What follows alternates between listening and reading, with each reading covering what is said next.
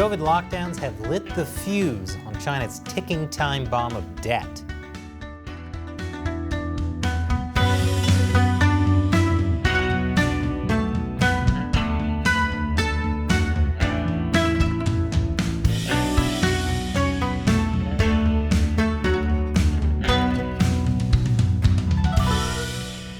Welcome to China Uncensored. I'm Chris Chappell. The Chinese Communist Party needs money, desperately. According to the Japanese financial holding company Nomura, China has a nearly $1 trillion funding gap. That means they're not bringing in as much money as they're spending, and that's a huge problem. But first, what's causing it?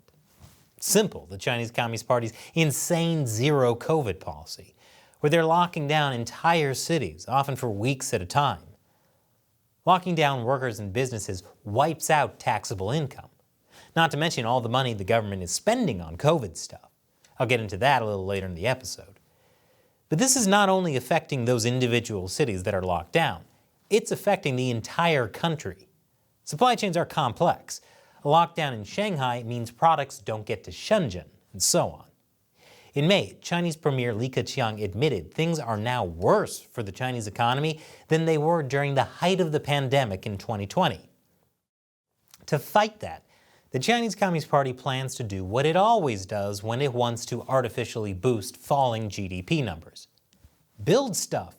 It doesn't matter what, just build things. Sometimes really weird things. But hey, anything for GDP.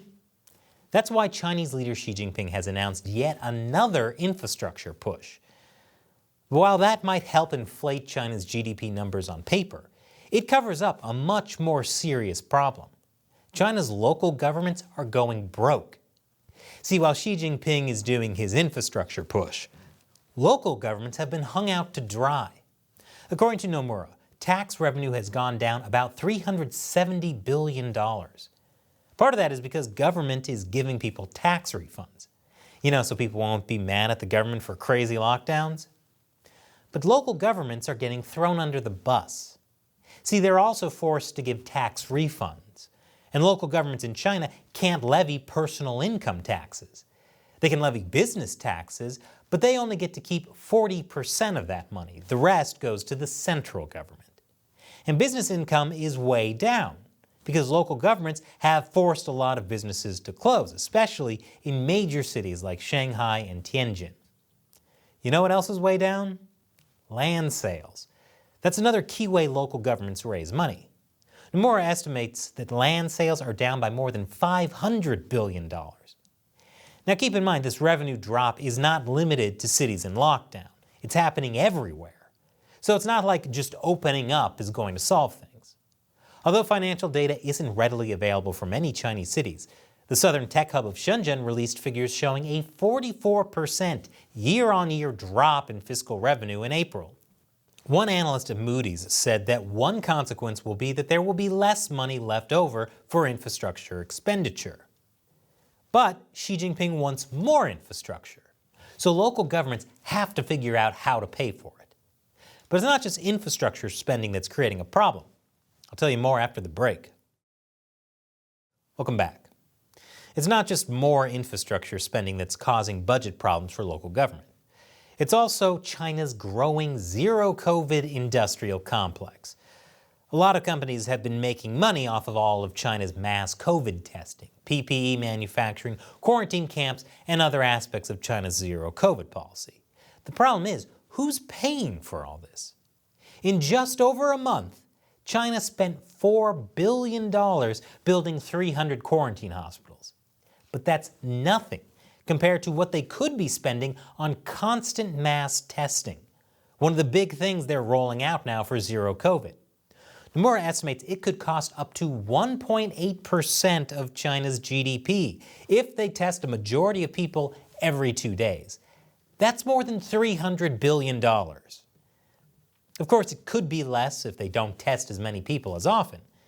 But now there's a growing debate over who's paying for the tests. So far, local governments are once again on the hook. But they're trying to get out of paying for everything out of their own budgets. Instead, they're using state-run medical insurance funds. That's money that's collected from companies and employees and administered by local governments. It's supposed to help people pay for medical care. But now, local governments are being told they cannot use these medical insurance funds to pay for mass testing. They have to pay for it out of their own government budgets instead, which is a problem. But there's an obvious solution for local governments. Borrow money. Borrow a lot of money. The senior director at S&P Global Ratings said the widening deficit means there's a chance of more borrowing or debt burden in the future. So to fix China's failing economy, they're going to go into more debt, which ultimately means that to avoid a disaster today, they're kicking the can down the road. This happens all the time, which is why some say that China's next debt crisis will be from local government debt. And speaking of kicking the can down the road, the central government is also giving local governments money this year that they should be getting next year. China's Ministry of Finance noted some funding for next year would be transferred ahead of time to help local governments with tax refunds and cuts this year. Right, just borrow from your future self. Surely you can do that forever. And this is the problem with state-planned economies. The central government implements big policies that cause disastrous results on the local level. In this case, zero COVID. It is wrecking the economy. And sooner or later, the can they kick down the road is going to kick them back in the face. I think that's how this metaphor works. And now it's time for me to answer a question from a member of the China Uncensored 50-Cent Army. Today's question comes from Tea Drinker on Locals. Chris, ever got around to playing Shenmue 3? Ooh, now that's a good question. If you don't know the history, Shenmue was a game that came out in 1999 for the Sega Dreamcast. It was the most expensive video game ever made at the time.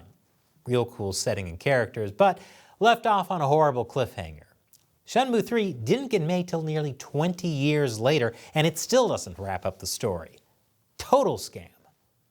But anyways, we've talked about maybe creating a gaming channel. Use video games as a background to talk about important current events, with the hopes of maybe getting around YouTube's algorithms. So my question to everyone watching, is that a channel you'd like us to start? And if so, what would you like to see us play? Obviously, Shenmue 3. Let me know in the comments below. Thanks for your question and your support, Tea Drinker. And thank you for watching. If you want to support China Uncensored, join our censorship-free social media platform on Locals. That's chinauncensored.locals.com. Link is below. Once again, I'm Chris Chappell. See you next time.